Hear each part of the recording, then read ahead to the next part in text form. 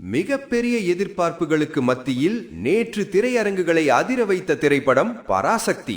தேசிய விருது பெற்ற இயக்குனர் சுதா கொங்கரா இயக்கத்தில் சிவகார்த்திகேயன், ரவி மோகன், ஸ்ரீலீலா, அதர்வா என நட்சத்திர பட்டாளம் இணைந்து நடித்துள்ள இந்த படம் ரசிகர்களை தியேட்டருக்கு வரவழைத்திருக்கிறது.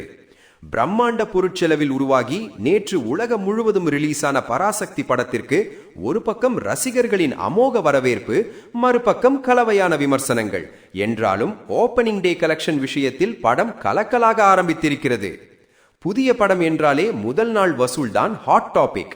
அந்த வகையில் பராசக்தி திரைப்படம் முதல் நாளிலேயே உலக அளவில் 25 கோடி வசூலை குவித்துள்ளது.